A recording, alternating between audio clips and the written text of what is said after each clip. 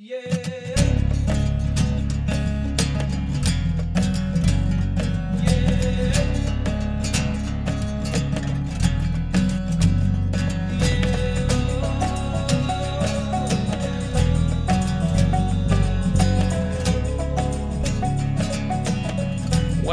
to this week's Into the Wilderness podcast.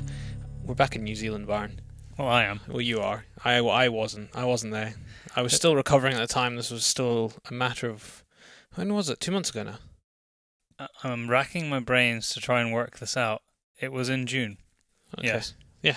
And we're just about... we're getting into the start of August very soon. Start of August now, yeah. This is the first podcast you heard from Joseph Peter, who I spent the vast majority of my time in New Zealand with. But this second podcast is with a chap called Kuran Ireland.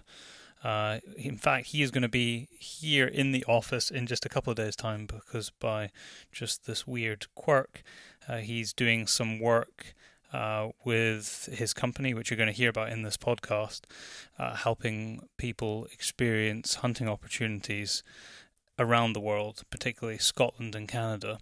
Youngsters from New Zealand, which is predominantly the people that go through his courses. And one of the estates that he works with in Scotland is just up the road from us here. So he's coming to visit the people who he's sent over, and he's going to stop past, and we're going to do another podcast with him, but I think it would probably be for his podcast rather than our podcast, because and we talk about it, I think we do talk about it, do we, Darryl? About his new podcast? Yes, we do. Yeah, we do. Yep. The Educated Hunter. So he has, along with a colleague of his, Matt Gibson, has started their own podcast, which you'll also hear about on this show. So yeah, I think we're going to be role reversal in a couple of days' time when we go on a show for him, but in our office in Scotland. They do, in fact, have an Instagram, and it is The Educated Hunter. There you go. And the podcast as well is The Educated Hunter, so you just need to search for that. The same way as you would consume ours, and I haven't looked, but I need to look at my phone, but they are a few episodes in now. Yeah, they're a good few episodes in. Yeah. When it was recorded, I think there was 3 out. I'm a little bit behind. I need to catch up, but certainly the first 2 were a good listen, and having spent a bit of time with Kuran myself, I have every faith that if you like the sort of ethos and thinking that's in our podcast, you're probably going to like the direction that they're taking in theirs, because I think we share a lot of similar thoughts, as you will find out in this show. While I'm still talking about New Zealand, if you go and pick up this month's Sporting Rifle magazine, not only will you see a picture of me on the front cover that Darryl kindly took for me a couple of weeks ago, in there you will also see the first bit of writing about my hunting experience in New Zealand, and a few pictures which actually haven't even been up on Instagram or any social yet. No, they've not actually. So you can get a wee taster of what my trip was like and my time with Joseph in Sporting Rifle this month. And I edited the pictures, so I have had a role to play in the... I'm still editing. There is over 1,500 pictures from the New Zealand trip. That was after getting rid of the and garbage. that was after getting rid of about 600 pictures that are just useless. And then out of those 1,500, there'll probably be 600 different pictures, because often there's sets of 5 or 6 pictures that are very similar, but they're with maybe a slightly different focus or different angles. So. You will see in there a picture of my rather lovely and very, very old, about 13.5-year-old bull tar, and that is in Sporting Rifle. I'm just pausing and admiring him because I actually got an email back from the taxidermist just a couple of days ago, just confirming the prices for the skulls and the skins and the few bits and pieces that I'm having done. So I'm very excited about having that and then getting it back home so I can lie the skin in front of my fire. It's going to make a nice new rug. Now, one other thing which I reference in this podcast, which is, I said, and Darryl reminded me of this today while he was editing, that I was going to go and have a look and see what the status of Himalayan tar was across the world. And I actually did it for this article that I'm referencing, that I wrote in Sporting Rifle. And the IUCN have actually graded Himalayan tar in their native range, which is where I was and recorded a podcast some 6 months ago, maybe a bit more than 6 months ago, in Nepal. Be about that. Which is that sort of region there, and it's not just Nepal, the surrounding countries as well, you'll find Himalayan tar there. But it's been graded as near threatened. And by country, they don't have very good statistics for populations, but it's in the hundreds, whereas in New Zealand, it's in the thousands. It's been estimated, I was actually just on the phone to Joseph this morning, that the best estimate that they have is around 30,000 in New Zealand. But you can understand, Paul, how it's almost impossible for them to get very accurate numbers because the range is so big, and because of the altitude as well. You don't have people just walking around. Your helicopters restrict the movement around there, so it's very hard. But I can believe, the way that they work out wildlife population is they take a segment that I guess they can, or live information from people on the ground, and then they put that. Collate it, but the environment up there is obviously also much harsher than in New Zealand. Although, the conditions in terms of weather fronts can be pretty horrendous in New Zealand. It's at way lower altitude, and there's a lot more possibility for cover and quality of food. What do they eat? What's their main source of food? Joseph just told me today exactly what it is. It's some sort of alpine scrub, and I can't remember exactly what he said that they particularly eat. But they will eat pretty much anything if they have to. And that's one of the reasons that they cause a bit of habitat damage as well. That's cool. Well, for our listeners that aren't out with the UK, you may have seen on the news that we're having extraordinarily good weather for the UK, and it's been an extended period of good weather. It's been 3 months now, 4 months, to the extent they even got hosepipe bans down south. And one cool thing that's come out of it is they're actually seeing a lot of old settlements in fields, in crops. Yep. And also with reservoirs, which isn't really a good thing, draining, they're also finding old settlements that would have been flooded to make way for the reservoir. Many people forgot it even existed. Yeah. So that's quite a little interesting insight into our history. The downside of it is that we have a huge amount of fires going on across the country, not just our country. Europe as well, Greece. Europe as well, Greece, but that was, I think, a massive arson attack.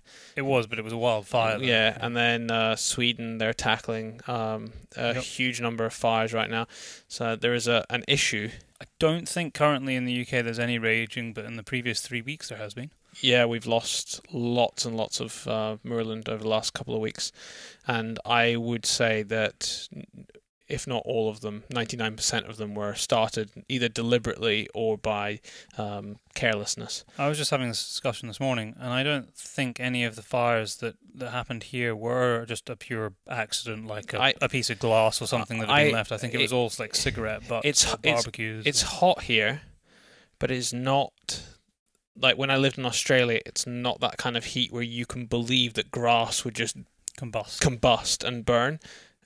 It has not been hot enough, I don't think, for just grass to just combust or a piece of glass to magnify. Well, you say that, but I actually saw a picture, and it was through a seat in a Land Rover. And that seat had started to burn. And so obviously, just the angle of the sun at a certain time of day had magnified it through 2 pieces of glass, and it started to burn the seat of this old Land Rover. So be very careful where you park your car. Well, they had the problem with the Shard in London when they first built it. They're reflecting and melting the cars on the street, and I think they had to put up something over the windows. It must have been like a screen over the windows or something to stop it reflecting quite as much. But I remember someone's Jag had basically melted on the street in front. That would upset you a bit. Yeah, this was a few years ago. If people are wondering what the Shard is in London, it's a skyscraper in the middle of London, all made of glass. Apparently, this weather has been very good for insects. I can believe it. Moths and butterflies in particular. I last night or the night before, I was driving at night. In fact, it was during the weekend, and the amount of moths and butterflies, not butterflies, moths I saw driving was a large number in my lights. Actually, now that you mention it, I've chucked more moths out my house this summer than I can remember for the last couple of years. Butterflies have been good, and it's been pretty good for the bees as well. My bees are still very happy right now. Although I believe down south it's too hot sometimes. I can believe that as well. For the bees. Yeah, it's been good here. But you had some reports of some of the best harvests of honey for years. Yes, from a few people I've spoken to, they've had the best harvests they've ever had. I've now got 3 hives. And they're bringing in pollen still, lots and lots. We had a taste of some of the honey the other day, because they're all relatively new hives, and there was a little bit of comb that they had started making, and it was in the wrong place, and I had to move it, and there was a little bit of honey on it, and we all tried it. It was rather good. It was good, wasn't it? I've got no idea where they're bringing it in from, though. It's many different colours. Do you know what else is really cool? The amount of beekeepers that are listeners. We've had quite a few messages from our listeners, who are you, that are either keep bees, kept them in the past, or keeping them now. It's been really, really cool to see all the messages we've been getting. We have also introduced some new additions to our, I was going to say to the house, but it's not really, in the vicinity around the office here, because we stocked, for the first time in many years, our pond. Yep, it's quite a big pond. It's about 20 metres long. 25, maybe 30 metres long. I think it's about 25-ish. Yeah, 25 to 30 metres long. Yeah, 5 metres wide, and the deepest part is about chest height. And when we, where our office is next door, we've probably mentioned this before, but next door to our parents' house. And when we built this house, my dad and the family basically built this house. I can't remember how many years ago now. 8, 9 years ago. It must be more than that. Maybe more. Because it was while we were still in high school. No, I was at university. No, definitely not. Were you? Because Yeah, I was in high school when we moved. But in any case, it was a little while ago. We built this pond as sort of part of the property. And one of the reasons for kind of through necessity. It was kind of a bog anyway. It was a bit wet there. But funny enough, when my dad approached the planning permission and explained this is what they wanted to do, they were absolutely delighted. Because all of the rainwater from the roof of the house, as well as the drainage and the sort of the property surrounding, all runs off straight into the pond and fills the pond up, as well as being fed by a sort of siphon from the little stream and then running back into it. It has a constant flow all year round. It's not very often it ever stops, and it never stops. And even when it's really cold, it was still kind of trickling through. But like Byron said, because the entire roof of the property all goes in there as well, fresh rainwater, and the pond, without really doing a huge amount to it, it's just full of life. There's so much stuff in it. There's shrimp in it. There's shrimp water that beetles, like an inch long. Yeah. We used to have fish. We've had fish in it before. We've had trout in it before. We've had goldfish in it before. But over the years, the heron has just absolutely hammered them. I think in one sitting, he demolished every single one in the pond. So we've repopulated it now, and we're keeping an eye out. We are. And we'll let the dogs out, and they can bark at them. Scare them away. Yeah.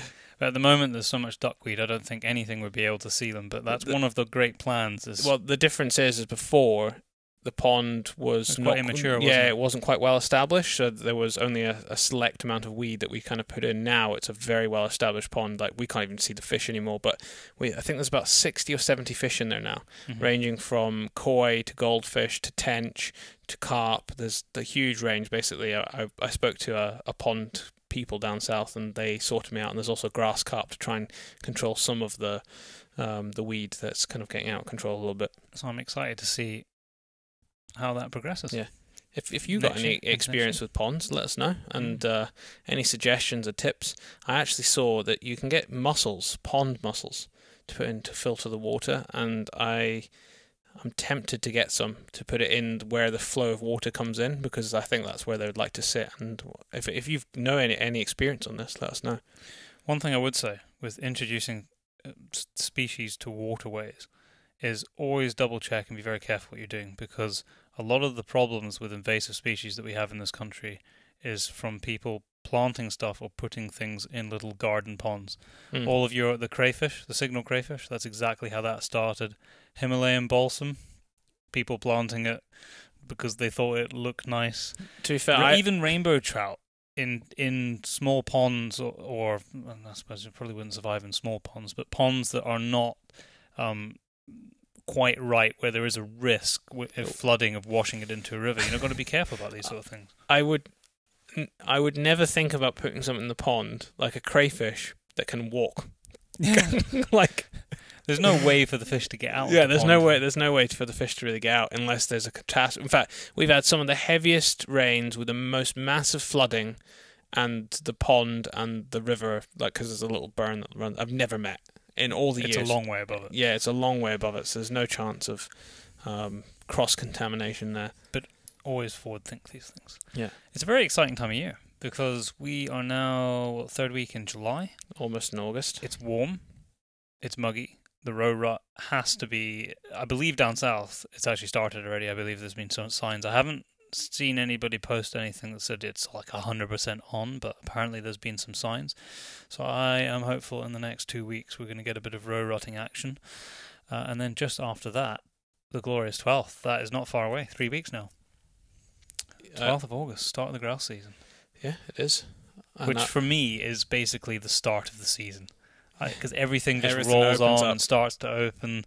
September comes round, ducks come online, your pheasants, your partridges, stags.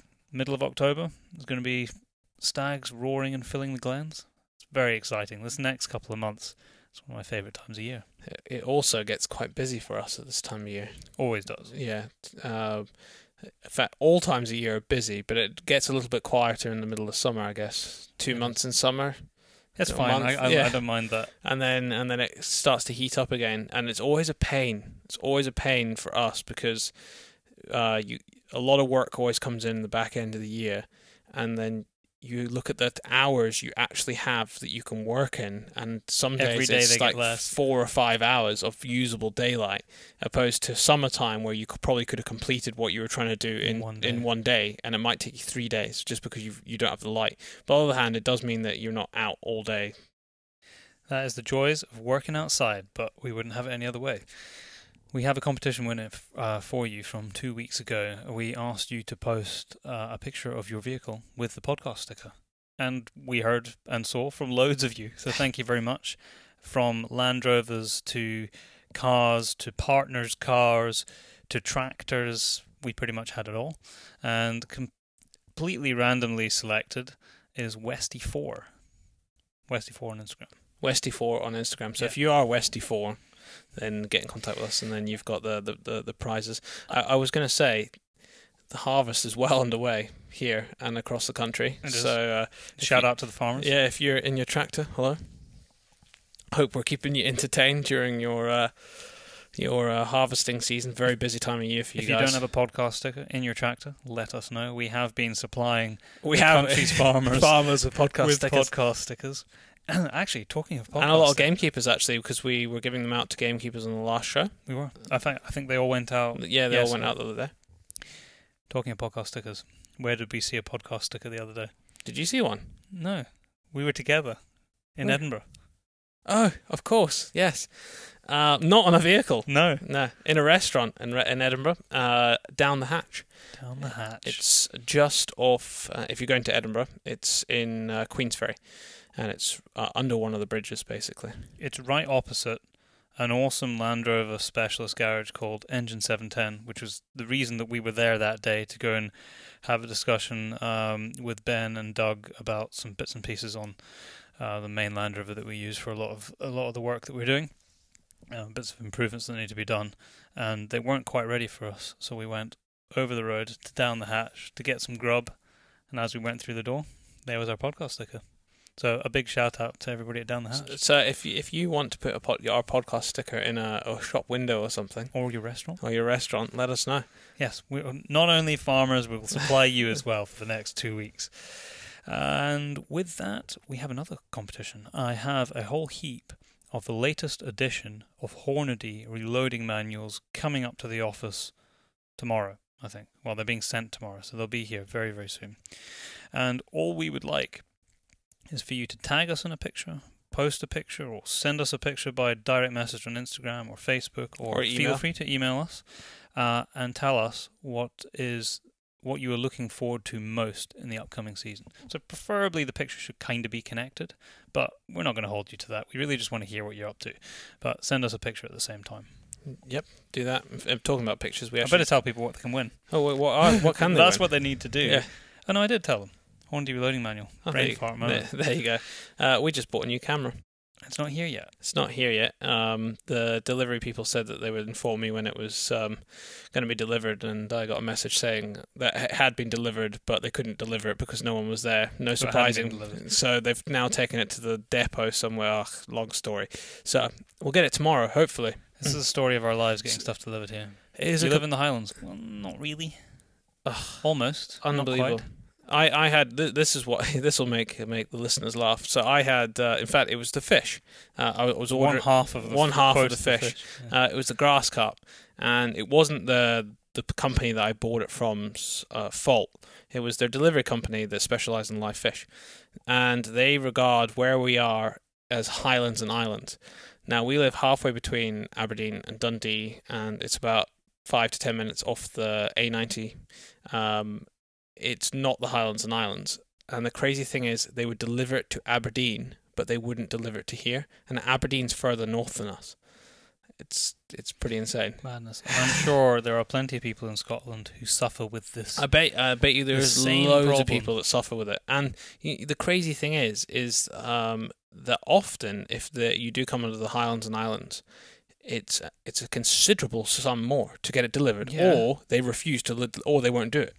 And I you know what, I can understand sometimes, if you're in Shetland, or if you're delivering in the Wick top west coast of Scotland, there might only be 2 houses there, and you might be delivering a bed, and that's the only delivery you can do for that day.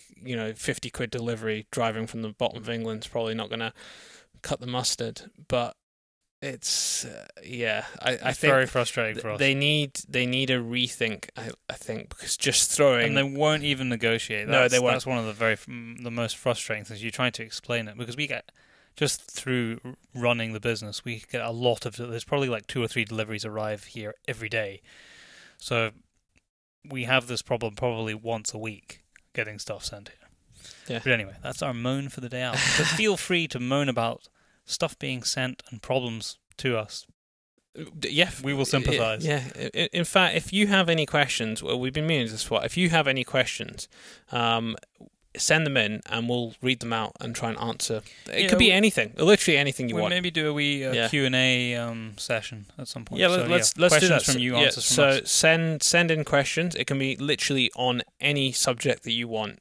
And we'll do our best. And hopefully we know about the subject, and we'll do our best. And if we don't know about the subject, we'll find out. Someone can give us an answer. Anything you want, and we'll do a little collection of Q&As over the coming weeks. You can send the questions to podcast@paceproductionsuk.com, or just send us on any of the social media outlets, and we'll get that, and we'll put them all together, and we can do it at the start of a show or something. That'll be a little bit fun. And the very last thing from me is to tell you who we have coming up in 2 weeks' time.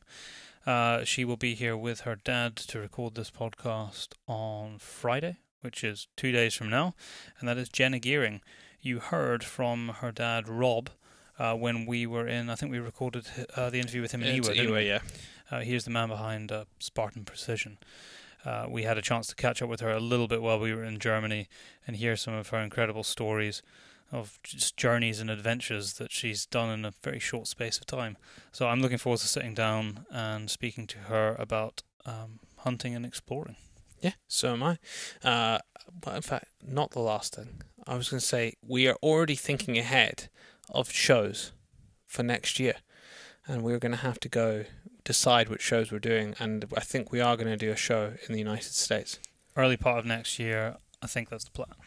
So if you are from the United States, please let us know which show is your favourite. We know there's a lot of you out there listening to this podcast. So welcome if you're new, and thank you for listening, especially if you're from the States and away from our home country. But we are coming. We are coming over. I think one of the places that we have to go, because there just seems to be so many cool people there, is Bozeman in Montana. Yeah. So a big shout out to all the people in Bozeman. But beyond that, you guys have a lot of shows in the early part of the year, and it's sometimes hard to know what would be good to go to. And we'd like to go to all of them, to sample them once, but I don't think that's going to be possible.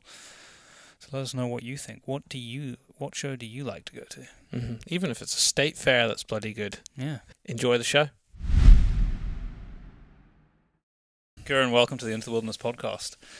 I say welcome to the Into the Wilderness podcast, but there's a very good chance that we're probably going to swapcast this. Now, we've never done a swapcast this way around, where you're kind of on our podcast, but you might be using it also as your podcast, so that's cool. That's new.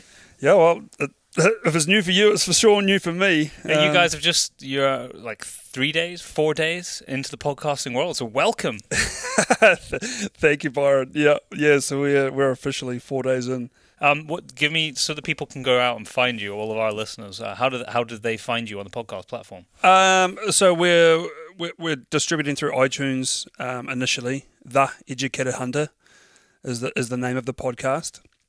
It is brought by myself, Kuran Ireland, and Matthew Gibson.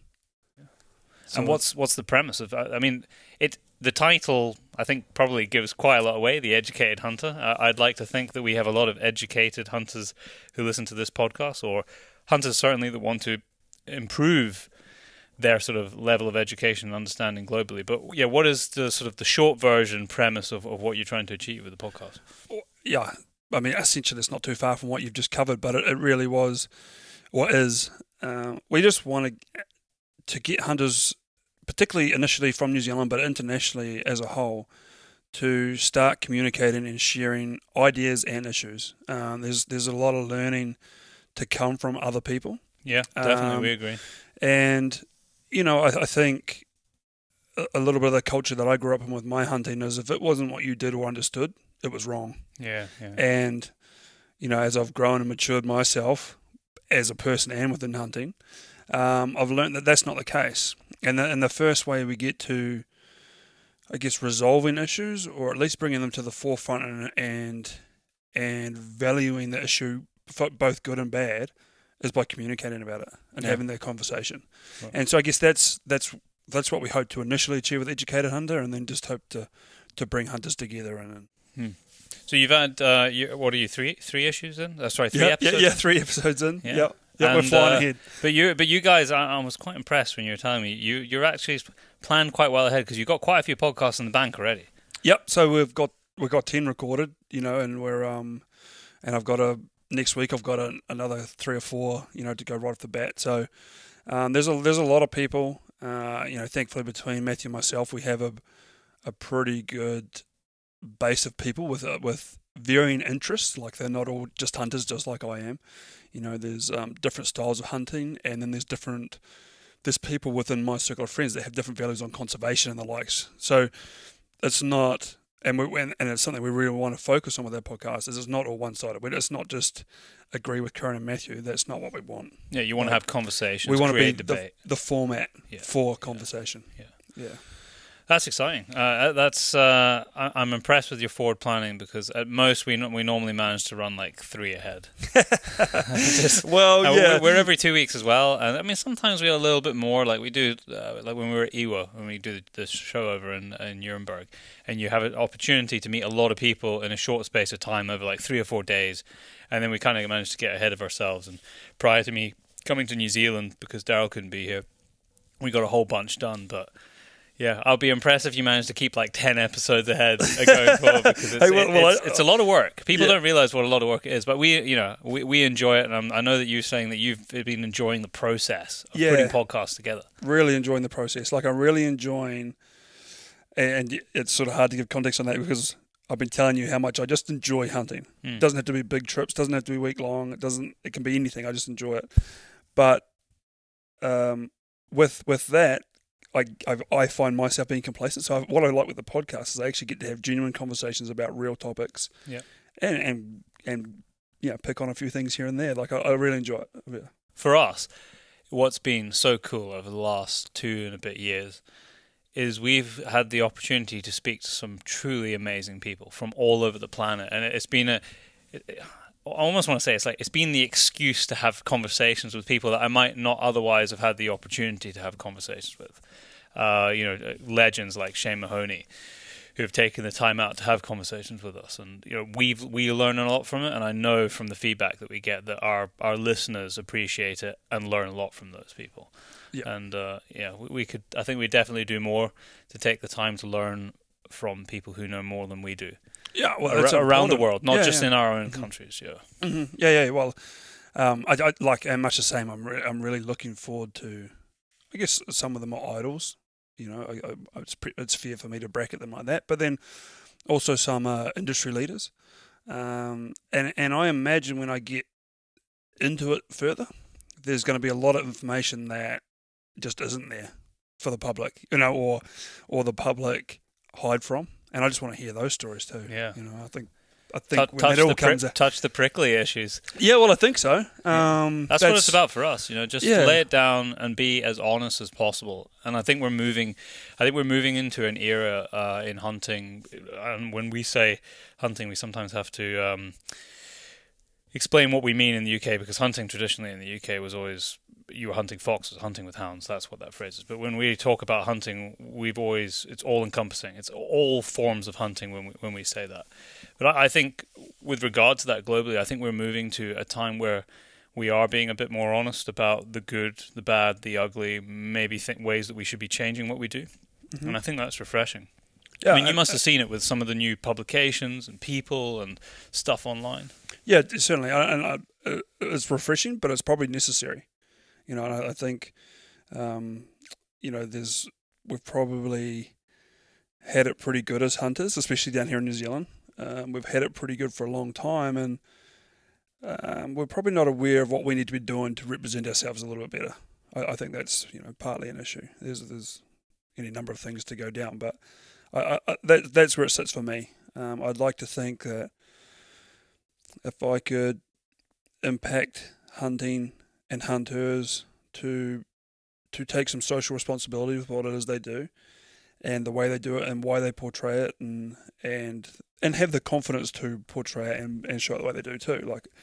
It's a big part of it. Yeah. And it's we see a lot of what we do is it's not just about it's kind of twofold. It's about providing information to people who are already in the sort of hunting community, so that they can better represent themselves, like you've said. Mm-hmm. Because the ways to understand that and articulate yourself to somebody who doesn't hunt hasn't always been there, because we're always talking amongst ourselves. Yep. And then the second part of that is to also present a show like the podcast, or present films like we make, in a way that can also be consumed by people who don't hunt, because we've not been particularly good at that either. Yep. So that's where we hope, with the educated hunter, to make the biggest influence in the demographic which we bracketed as the uninformed. Yeah. So not the people who don't like us. Yeah, like there is those people, and there's that in any demographic. Yeah. The guys that are currently in Speedway have people that don't like the noise. Like, it's in everything. Yeah. Like, it's not woe us as hunters. The coarse fishermen don't like the game fishermen. Yeah, exactly. But it's there in hunting, and I think as hunters we need to share. And there's that massive population that are the uninformed, and basically they have option A or option B, and until option A, being the hunters, just show it in a better light and show it positively and show the benefits of.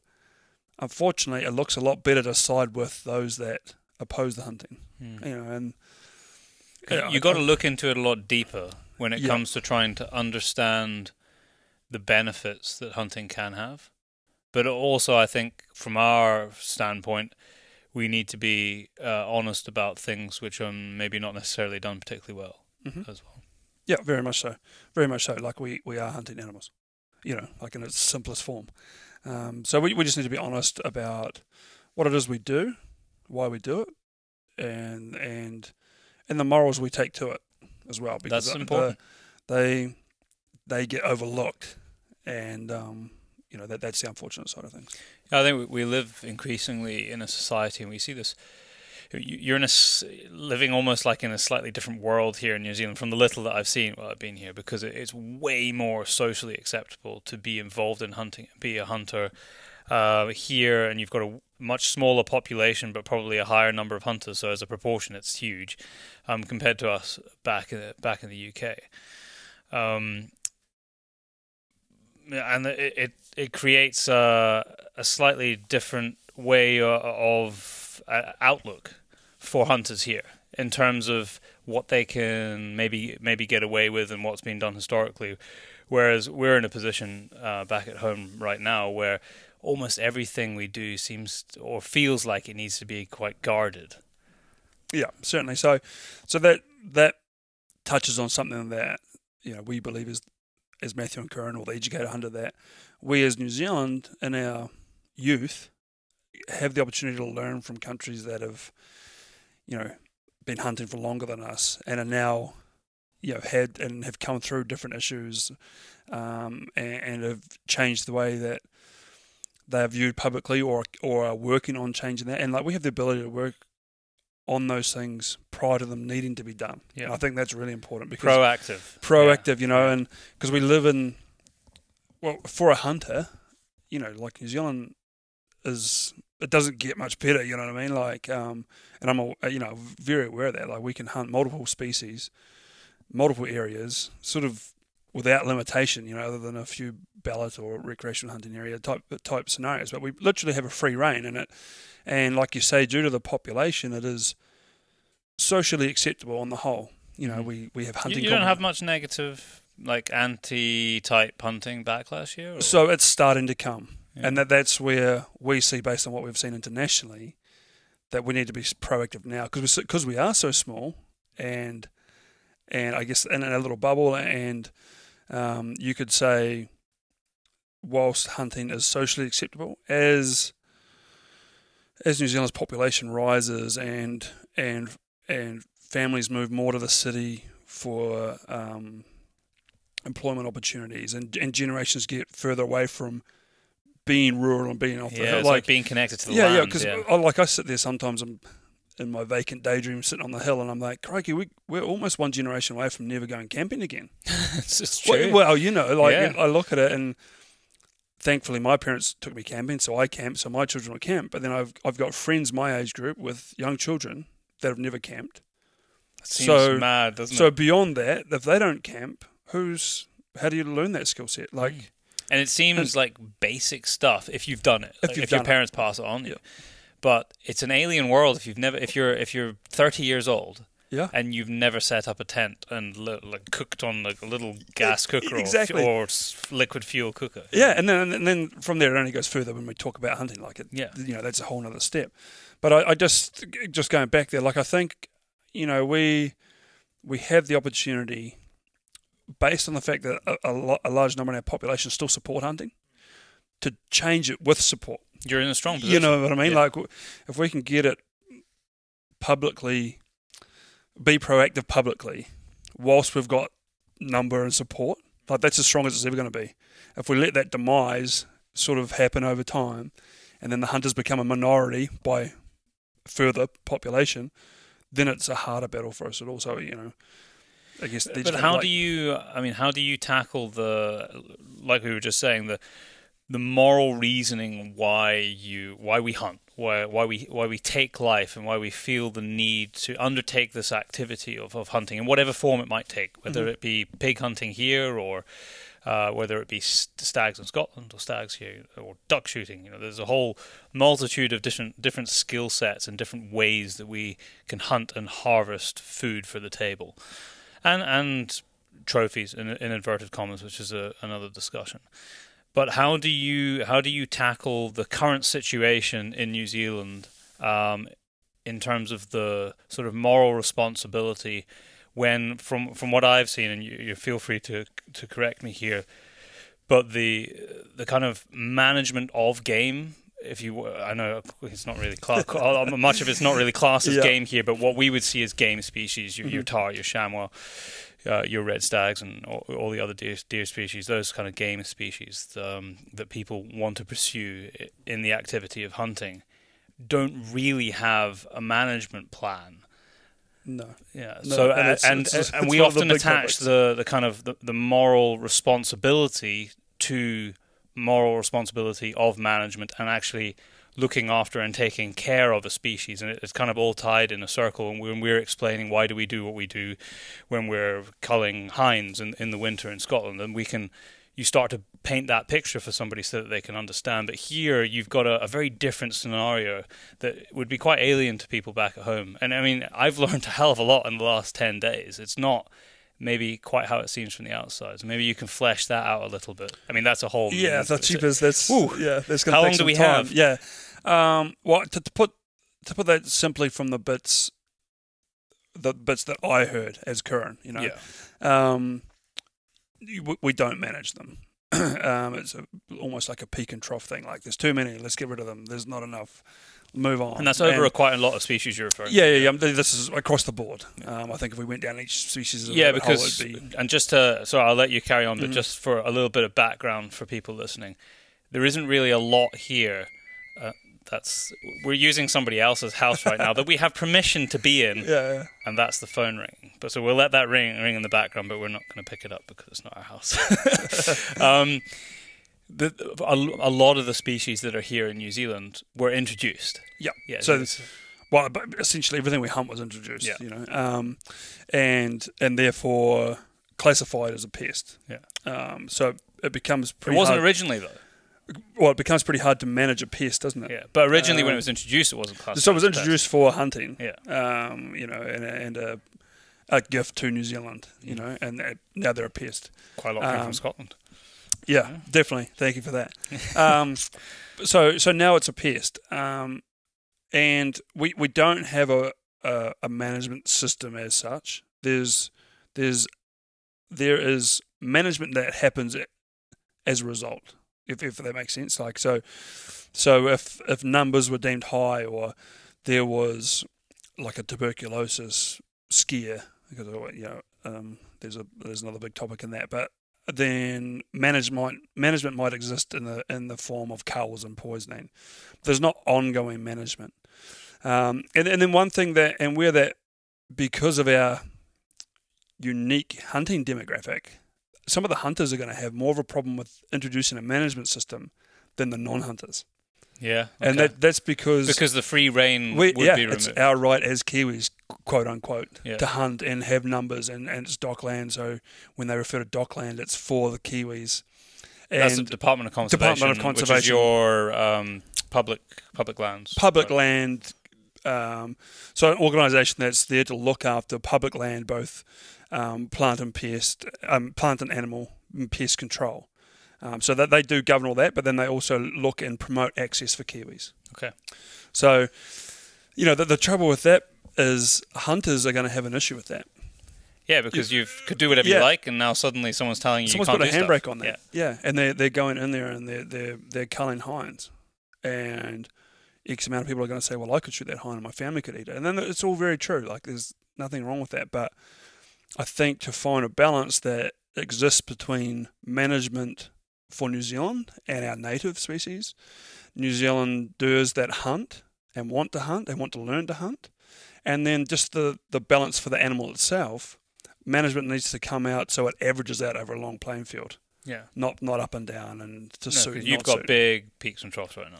Yeah. And we have there's so many issues, like, and that they all come together at some point, but they're all very different. Yeah, I mean, what on a sort of a broad level, what's the countrywide government? Because ultimately, you know, just the same as in most countries around the world, a lot of what ends up happening gets pushed by government. What is the current view of the government? What do they want to see? You know, you've got, like we've just said, you know, tahr, chamois, a whole heap of deer species. Yeah. What's the future for them as far as the government are concerned? The hunters still want to have them to hunt, but yeah. So this my reply to that is based on the information I know. Yeah, it's only the information I know. Yeah. Like, because I haven't spoken to anybody in government directly about this, but it comes across and it appears, and this is partly why hunters get so agitated around the idea, is that if they could remove every one of these animals that is quote unquote a pest, then that would be better. That's the desirable outcome. Yeah. That's the impression that I've got asking the few questions. Yeah. That's the feeling. Yeah. But again, you may or may not have you gone to the powers to be and had those discussions, and I haven't, and I hope to one day. Yeah. Just to balance that argument. To understand. Yeah, exactly. Because you know, as a hunter, I want management in there. I want management of herds, and I want populations, like I say, to average out. But I still want hunting to be there. I want to be able to enjoy the outdoors. I want to hunt. I want to be able to educate my children to hunt. I want this to be a long-serving activity, hobby, passion, however it fits into an individual. And try and achieve the balance between introduced huntable species, which are, with the little knowledge that I've had, I think that they're a valuable asset to your country. But, you know, that is up for debate. But I can equally see that you have to balance that with the loss of whatever native it might be, whether that be plants or native animals. Yep. There is that And balance. there has to be a balance. There has to be, because I want, as much as, and that's where as a hunter I have to let my ego go a little bit. Like, because I want to be able to hunt deer, I want to be able to hunt tara, I want to be able to hunt chamois, like that's what I want. But I also want New Zealand to be the beautiful, iconic place it is for my family and for my next generation. You don't want to lose your iconic Yeah. birds. So I don't want to be able to hunt forever for the sake of New Zealand being New Zealand. Yeah. So I as a hunter have to actually appreciate that. Or hang on, I need to find that happy medium. And that may mean that sometimes when I walk out on the hill, I don't see 40 deer. Is that excessive? I don't know. I don't know. I don't have that skill, so I don't know what population should be and where they should be. But I know we don't really seem to even conversate about it. Yeah, okay. And that's where I come from. You've got to start the conversation first. Exactly. Yeah. It's a complex issue, and one that we are not going to solve drinking beer tonight. But then I guess, how have you felt? Like, I know you've only been here for 10 days and spent time with a limited number of people, so it's probably a view from reasonably similar fields. It is. But what's your perception? I was kind of, I've always viewed New Zealand, and I think many people do, who don't live here, as this incredible hunting and fishing mecca. I'm not seeing any of the fishing because I'm here the wrong time of bloody year. But yeah, this hunting and fishing mecca, which is just, you're surrounded by people who it's really part of their culture, and I've seen that. Like, we've just had the discussion, and I can see why people think that on the outside. But I was almost a little bit, I don't know if disappointed's the right word, but when I started to understand how the animals were viewed here by the population and the government, from what I've come to understand, I was disappointed, because I saw it as this heaven, and I realised that you guys have actually probably more issues than we have in Scotland. Well, we've got a lot of hunting. Yeah, you've got a lot of hunting, but nothing other than that. There seemed to me to be, at whatever level, this, almost want to say, kind of a lack of respect for the value of those animals, and an appreciation of what they are and their sort of place within the world. And I understand it's complex because they are non-natives, but then equally, how far do you want to turn the clock back? And we have this discussion. How far can you turn it back? How far can you turn it back? We have this discussion at home all the time with the people who want to rewild, and they want to reintroduce wolves and lynx, and they've already managed to illegally reintroduce beavers. But how far do you want to turn the clock back? And just like you say, how far can you? Because we still are going to live there. So unless you want to start sticking people on a ship and moving them out the country, because we live on a little island like you do, there's a limit to what you can do. And I think that a balance can be found. It was really frustrating to understand quite how the animals were viewed. Like, for example, I was up in the Godley Valley. We were taking some photographs up there, and I was looking at the hut books, which I think is an awesome thing, by the way. Having a hut book so you can see who's been there, and it doesn't have to be hunters. No, it all just sorts of shows you people. the users. It's all perfect. sorts of people. Yeah. But there was a group of hunters from Australia who had been in there. I'm only mentioning it because they said they were from Australia, and like 7 or 8 guys or something. And they had been in this particular place, and they'd shot 28 or 27 tar in 7 days. But they were all young. Yeah. And my impression of that was that they were happy to do that. I would say that there's personal moral issues going on there anyway, that they were happy to do that. But maybe they were comfortable to do it because of the way that those animals are viewed within your country, within New Zealand, because they're seen as pests. So in a way, it's like, well, I'm kind of doing you a favour, right? Yeah, that's the trouble. I think that's a shame. Yeah, like we've found ourselves wrongly or rightly on this niche where people want to come and pull the trigger a lot. Come to New Zealand. Yeah, you can gun as much stuff down as you like. Yeah, and you don't need to take the meat. You don't need to pack out. You don't need to take the. You don't even need to care about what it is you're pulling the trigger on. And how does that look to a non-hunting public? Exactly, and that's a painful reality. And the tie with it is because when I hear somebody went in there and shot, X amount of tahr, and the numbers and the species are irrelevant. Yeah. A little part of me goes, well, somebody needs to manage those because we're not doing it as recreational hunters, Fair enough. In the area.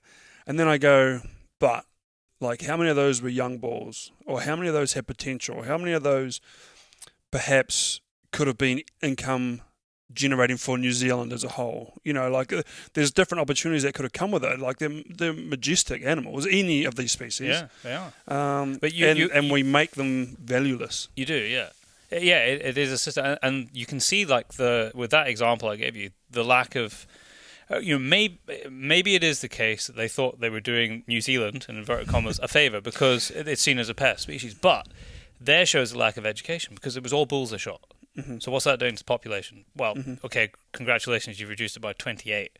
Yeah. But if you'd shot 28 females, you're actually making a difference because that's what a positive difference. If it is a case that you got too many, just the same as on the estates in Scotland, they will have a handle on their population. They shoot so many stags so that they've got stags left over, and then they're looking at their hind population and what the reproduction rate is going to be for the age class, and they're culling appropriately to keep that level either where it is if they're happy with it from the year before, or maybe they're culling a bit more to bring it down, or maybe they're culling less if it's been a hard winter. But that requires a handle on the population, and also you've got to value the population in order to take that kind of mindset instead of like a carpet bombing, just shoot whatever's there. Yeah. And I suppose that's kind of what almost upset me in a way. Yeah, well, it upsets a lot of New Zealanders too. And there's been a growing trend for that kind of thing.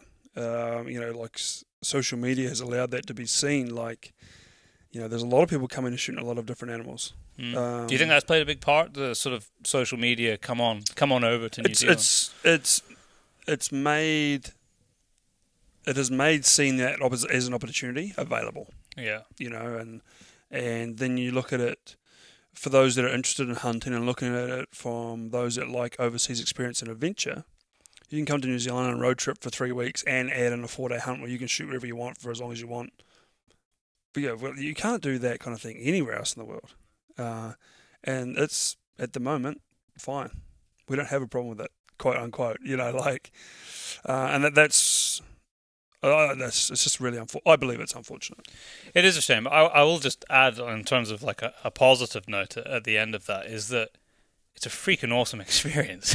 I mean, I've just done some of the done right, and I was with Joseph Peters, who was guiding me. So he's a guy with a huge amount of knowledge, and I've done a podcast with him, which may or may not come out before this podcast. But I got to experience proper wilderness. Yeah. Proper hunting with great care. Great care as to what we were looking at, and I learned a huge amount. So in terms of, and I've been fortunate enough to hunt in a number of countries around the world and a number of different species through my hunting career and through work that I've done.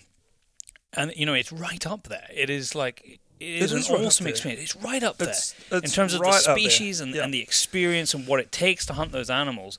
It is, it's going to blow you away. If you've not been here before, I don't want people to be put off by the conversation we just had. It will, if it's done right, it will absolutely blow you away. But perhaps there needs to be some management around that, so it has to be done right. Exactly. Like we have fantastic outfitters here in New Zealand. Yeah. Joseph being one of them, that is, loves climbing the hills. He's built for it. But I found that But out. importantly, and I hope to podcast Joseph about this sort of thing, like his view on what a trophy is, is accurate. Like he's aging animals, and he's particular. He's happy to walk beyond the first animal. And he's got so many attributes that I think just make him a really strong hunter. So I do hope to podcast him myself in the future. But perhaps we need management around that. Yeah. And that would be the form, because then it allows it to happen. But it also means that it has to happen, and perhaps that's what we need. And that's sort of like there's so many models around the world. Yeah. We're humans being humans. We don't really do it until we have to do it. And perhaps that's what that takes. Maybe New Zealand could be the first. Yeah, exactly. To be ahead of the curve. Don't be forced into a corner, because that's the issue that we face at home all the time. We're forced into a corner that you eventually can't get out of. Yeah. And there's so much, despite New Zealand and New Zealand's hunting being youthful, we have so much history that's going to be quite hard to change. But you look at I understand you've filmed tar hunting in Nepal, I have, yeah. and then we have the tar hunt here in New Zealand, and then other than some high fence tar in Texas, which arguably isn't tar hunting, but Yeah. whatever, that's a exists. different thing. If you put that on a supply and demand thing, outside of the fact you can shoot any number, but like in terms of location and so forth, like the guiding and the work I've done with stone sheep in northern British Columbia, where they're now spending $40,000 to do these stone sheep because it's pure supply and demand, Yeah, it is. and the populations are healthy. It's not like the supply and demand's declining because that's really negative impact on the sheep. And then here we are with the Himalayan bull tar outside of the Himalayas, granted, in New Zealand, and they quote unquote just give them away. Yeah. And it's incredible because it's a resource to Canada, it's a pest to New Zealand. Yeah. And I know they're different animals. I know there's all different conversations on those, The principle's the same. or arguably the same. Yeah, and that's one of the things I find. In a way, it's a great success story. Yeah. I mean, and I think what I hope that people at home in the UK, and particularly in Scotland, are going to take from this conversation is that, to some extent, in certain areas of Scotland, we are pushing, and the government is pushing, to a stance where deer are seen as a pest. Much the same as this conversation we're having right now, where your species is seen as a pest. This is where we will end up going if we allow our species to be viewed in that way. They need to be viewed as the asset that they are and managed to that extent. But and I would say the deer in Scotland are a great success story because we've got so many of them, and 99% of the time they're bloody well managed, I would say. But the success of tar here is quite incredible because I wish I should have done it before, but I don't even know if the numbers truly exist. But I don't think there's that many tar in where they actually in their native range, and I don't have those numbers. And maybe what I'll do, if I'm mindful, is I will look them up and do them for the intro that I do with my brother. But my guess is, we'll find out if I'm actually right. But with the numbers that are available, you've probably got more tar here than in the native range. From my uneducated or from my understanding, you're dead right. Yeah, like we. But that's like, in terms of global populations of species, and we all like to talk about the survival of species. No one wants to see, the demise of any species. I would say that's something worth considering, right? Yeah, you would think so. You would so. think, and every animal is beautiful in its own way, but it's such a beautiful, majestic animal, and here we have it in beautiful, majestic landscape, and like we have the I've got this amazing affinity to them now. Yeah. I don't know what it is. You've got that for tar. life, I can tell you that. Is it in me now? Yeah, Thanks a lot. Yeah. It's kind of like the smell on the bottom of your pack. It's there. Yeah. I'm gonna I'm gonna have to keep coming back. When I saw this, it wasn't a particularly old. I mean, he was a long way away, but we didn't think he was a particularly old bull, judging by his mane. But he was walking a long way away in the last sun of the day across this bit of a snowfield going up to these craggy peaks. He looked like a bear. Yeah, grizzly bear is a really good comparative. Like a small grizzly bear walking across the snow. And that was my first proper sighting of tar in this country. Obviously, I saw them in Nepal 6 months ago. But that sighting was even more spectacular than my first tar that I saw in Nepal, just because of the way the light was, and we were way up in the mountains. And yeah, I think I've got bitten by the tar bug good this trip. Yeah, and the experience as a whole, like like there was your time with Joseph, like it brings an educational element. Yeah. And then with your own passion and education, then you allowed yourself to absorb so much from the environment and so forth. Yeah, for me that's what it's about. That's to me again. That's what hunting is. Like, I have mounts on my wall, and people sort of ask me about that. Like, why do you? Your wife's a vet. How come you're killing and she's fixing? Like, yeah, this is interesting. We should talk about this. But my first response to all of them is they are my version of a postcard of travel. Yeah. Like, every time I look at them, they mean that environment at that time, that experience, that age bracket I was in, because I like I've mentioned to you socially, like, you do things differently at different ages, even the same event, and even so in life. So I look at my mounts, and thank God I did some in my 20s, because now in my 30s that feels like a long time ago. It makes you feel old. Yeah, exactly. So I'm like, God damn, I'm glad I did that. Yeah. So Yeah, the trophy, as in whatever it is, whatever memento you take from a trip is a funny one, because I like taking photos. I mean, it's partly my job, and that it means a lot to me to be able to look back at great photos from a great trip. And this particular trip, I was successful enough to shoot a 13-and-a-half-year-old bull tar, which is a very old animal. I mean, I haven't actually shown you the pictures of him yet, but when we skinned him out, there was nothing of him. Yeah. He had like no fat around his face at all, nothing inside. He was like a lurcher when we skinned him. A bruiser. Yeah, and he actually had a lot of bruising all up his back leg from obviously fighting during the rut. And then Joseph reckoned that it was probably fairly unlikely that he would make it through the rest of the winter, because we're obviously in winter here now. But we're going to drop off the skull of that and the flat skin to the taxidermist. Yeah. And I'm super excited about that, because I'm super excited about taking it home, and I'm showing my girlfriend actually. I told her that I was bringing the flat skin home, and she was just delighted. And it's got nothing more to do with it other than there's two main aspects for me. It's a continued appreciation of that animal, like massively so. Because every time I look at that skin, I'm going to think about what I had to do to get him. Yeah.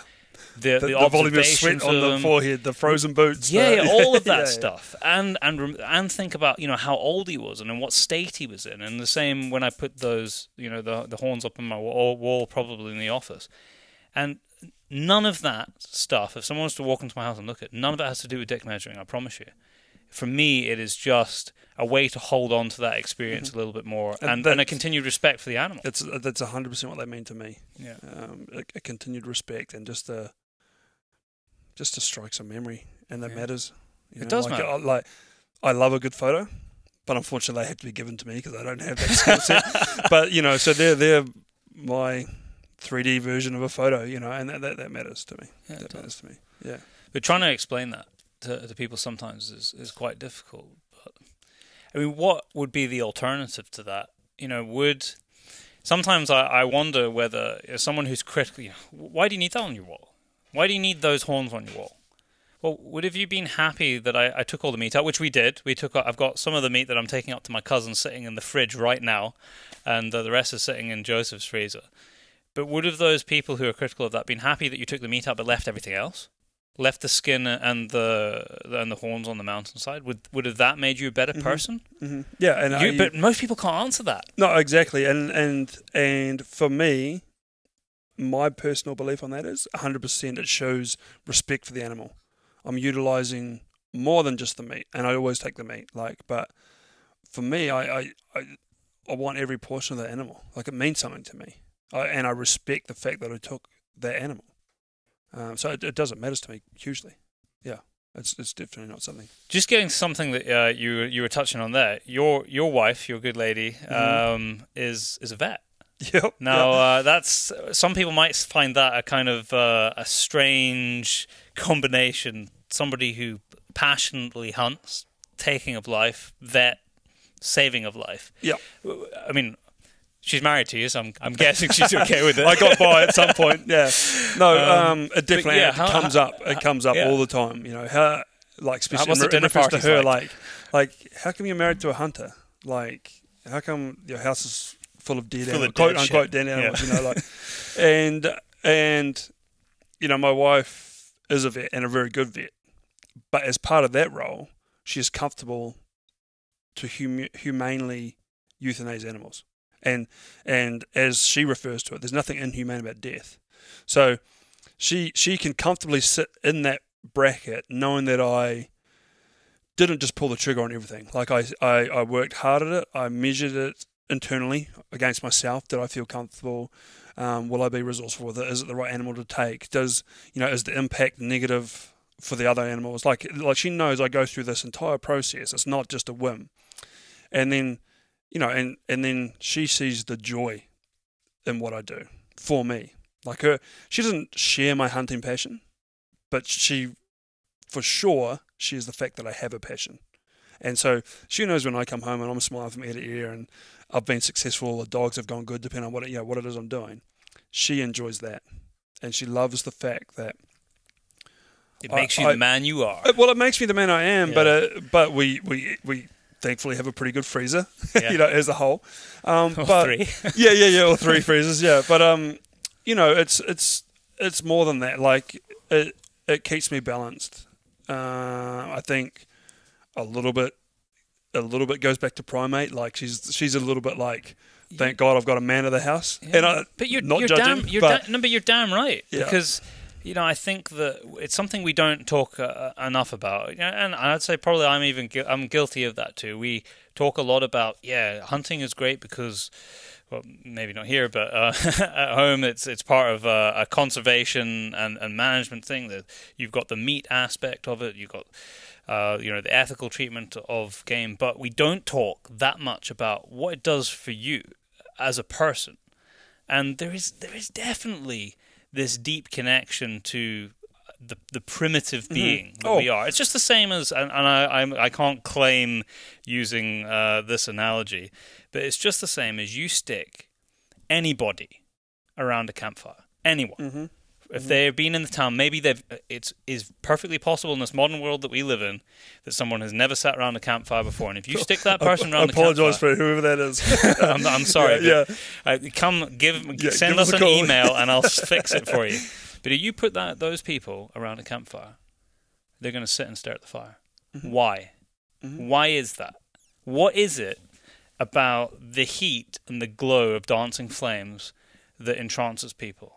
And it entrances me to this very day. I still do it has to be primitive, right? It has to be sort of It has to be drawback primitive. to where we came from. Yep. And I think hunting, although it's been very removed from a lot of people, it's the same thing.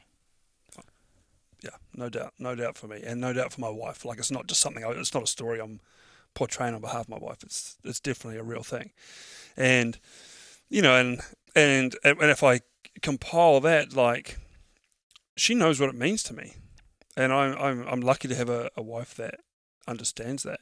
And if I'm at home for a couple of weeks, she's damn near forcing me out the door. Like, come on, Kuran, it's time to go. It's better for all of us if you go for a good walk. Get it out your system. Yeah, go and do it. Hunting. Go and see something. Yeah.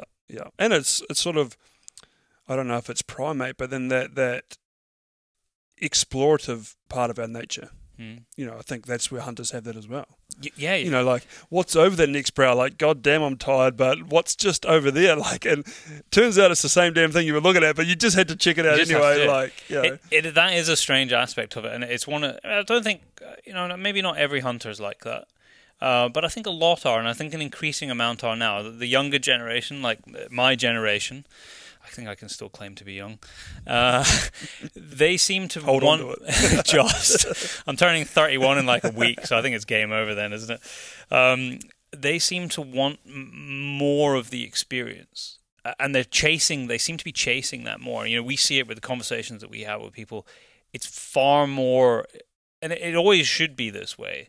It's far more than just the kill, and for the vast majority of hunters, it is far more than just the kill. But increasingly, it's the next level of experience, and that's why we see so many people asking us about our wilderness hunts, and why I think an increasing number of people are trying to look for ways to adventure in other places, and it's another sort of throwback, I think, to our very primitive selves, where we did want to explore and search, and trying to hold on. I mean, there's not really much of the world that you can go in for the very first time. Most of it has kind of been done, but I think we still have it within us that we want to explore. It's like, and what's around the next corner of the river while you're fishing. Like, I wonder if anybody else has actually been here. I think that all the time.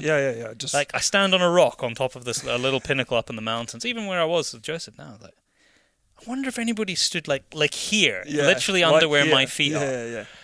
And it's nice to think that sometimes. Oh, it's magic. It's like all these things we're touching on, because we haven't gone down any big rabbit holes yet. Like, that's part of what hunting is. Largely what makes it up for me. So it's a magic thing. But so now going back to the management stuff, because I know you've done some time in South Africa. And without making it about South Africa, like, you've got animal management in Scotland, and then animal management in different forms in South Africa that you've been privy to. How have you found those as a hunter, obviously because they're creating some restrictive. So have you found them as a hunter? And have you seen the positive reflection of those? That's, I think that big. what I'm about to say is going to be true in most walks of life and in most hunting around the world. There's good practices, there's great practices, and there's bad practices. In South Africa, just as South Africa rather than looking at Africa as a whole, and I can only really speak for the southern African countries because I've never hunted Central Africa. It's a lot more difficult to hunt there, a lot more expensive. But I have hunted most of the southern African countries. And even, within those countries and between them, there's vast differences in their management principles. But broadly speaking, it's the same. And it boils down, in Africa in particular, to one main thing. If it has a value, it'll continue to exist. If it doesn't have a value, it's gone. And that is because they have a population issue there. They've got a massive poaching and bushmeat problem in Africa and basically, across the entire continent. And so unless it has an intrinsic value that can filter down to the local people because they are employed in industry within concessions and they're being looked after, the game's gone. Mm-hmm. And I know that you understand that, and a lot of hunters are coming to understand that as an argument for game management. But that doesn't mean that all the hunting in Africa is good. There's some bad guys there, and there's bad practices and bad practitioners. On a moral level, there's some stuff that's gone that has gone on and is still going on that I think is questionable. I mean, there is the concept of high fence, which is something they talk about in North America. It's a subject which is talked about here a lot in New Zealand, although I think in the last couple of years probably a lot of people outside New Zealand probably didn't really know that went on here. Certainly it's fairly new knowledge for me. And there is, in South Africa, there's high fences everywhere, but there's high fence and there's high fence. Some of these areas are 10, 20,000 hectares, so where do you draw the limit? When is big enough? When are they a limit? When is the fence then a limitation? Exactly, and quite often, and more often than not, in South Africa in particular, and other African countries, it's not a case of trying to keep the animals in. It's just trying to protect them. It is putting a fence around a population of game that the person who owns them can plow money into protecting them to make sure they stay alive. And that's what the purpose is. It's not to make it easier for the person to hunt. It really is part of the protection and management and anti-poaching. Of course, there are vast areas of concessions which are rented from the government, and that's a whole different management system. The one that I've partaken in particular was in the Caprivi Strip up in the north of Namibia, and that was concessions laid out by the government, which I believe now they were really, really big. And I believe the last time I read, they've actually cut them down quite a lot smaller, which is causing a little bit of a problem there in terms of the professional hunters taking out clients. But I don't know enough about it to comment too much on it. But that system historically worked really well. So they essentially had what was public lands run by the government in concessions, but you rented them. And they gave a quota system. So they would do the surveys and they would say, right, okay, in this particular concession, you can shoot 4 male hippos and 2 females, whatever. I'm making the numbers up. Yeah. For trophies. And there might be another couple which you can't take anything out and they're just meat for the local community. But all of the meat from all of those have to go to the local community as well. Apart from, they're quite happy if you take a couple of fillets to go and eat that night. Yeah. And that's how those system works. And I thought, and there are other systems, like there was the Campfire Project in Zimbabwe when Zimbabwe was functioning correctly, which hasn't been for quite a few years. And that worked on a similar sort of basis. And it gave the local communities a vested interest in looking after their game because they knew that they were going to get something out of it. They knew they were going to be employed. They knew that they were going to get meat out of it. They knew that they were basically going to be looked after. Mm-hmm. And which those 3 points there would work here in New Zealand. Yeah, it would do, yeah. Like, you don't have to be... I think it's true anywhere in the world. Yeah, you know what I mean? Like, we don't have to think, we're supplying meat to the villages. No. Like, it's income, it's resource to the government or the community. Like, those could in a form, be manipulated to suit New Zealand. Yeah, the principle's basically Yep. the same. So we had there up in the Caprivi, you had to employ a game scout. So they had a local game scout, and his job was basically to make sure that the professional hunters and the clients abided by the rules. But it was also part of employment generation. I mean, you would hope that the professionals like that, are going to abide by the rules. So it was part of employment generation, but it was smart. You know, there was a job. The game scout's job was to look after that when there was nobody in, and then he kind of accompanied. He wasn't always like on your shoulder, but he was, you know, there in the vicinity, and he also gave you local knowledge, because a lot of the PHs don't live there. You know, they'll move in and move out, and certainly the clients have never been there before. So it's just to give you the local knowledge. So that was a form of employment. And then he would be the guy that would know, okay, well, what we need to do is we need to take this hippo that's been shot here to this village, because the other one got it last time. Yeah. And in that way, it's a sharing of resources, but it means that the resources, which is the wildlife, has an incredible value to both the country and the local people, to the extent that they want to protect it. So, yeah, that was one of my sort of great takeaways from my kind of experiences in Africa. On the other side of it, you know, it's like where to start with the bad stuff that needs to be tackled. Some of it's petering off. One of the things which I thought was particularly distasteful in the last couple of years, and I think we talked about a little bit on a podcast with Dearfun when I was over there last year, was they had this color variation craze where they were picking out, say, springbuck or blessbuck or whatever it was. They had even wildebeest. They had different colors, like copper ones and white ones, and they were breeding all these color variations because they were worth more to people to come and hunt them. And you get down a whole sticky rabbit hole when you start looking at this issue. So you had this artificial market that was created by game breeders for these weird animals that shouldn't exist, by strategically breeding them, just like we have done historically with cattle for particular traits. It's exactly the same thing. So that somebody can come and hunt a white one because they've shot a normal colored one before. You know, I think that was a real stain on some of the great successes of South African game management, because and I don't have these numbers on the top of my head, but if you were to look at the populations from 50 years ago to now to game in South Africa, it's crazy. You're like, how the hell did they go from that to that? Well, they went from this tiny number to the colossal number they've got now, because game has an incredible value in South Africa, and a lot of that is because it's hunted. That's the bottom line. I use that term often. Like, the unfortunate reality is, as humans, until it has a value, we don't really care about it. No. And that happened right from when we were children, and your sibling picked up a car and you were like, I want that car. You only wanted it because he had it. Yeah. Like, you it's had a very no basic thought about thing. that, you know, and then, you know, and that just, to me, scales right up to, you know, and it's with anything, like, you know, if as humans, we put a value on it, then we care about it. Yeah. And that might be, there's negatives in that. Well, that's a human race negative, not a hunting or it's not particularly. And the color variation was an example of that. We had put a value on it. Well, I think it was a slightly distorted industry, which actually is dying out now. Thankfully, it didn't last that long.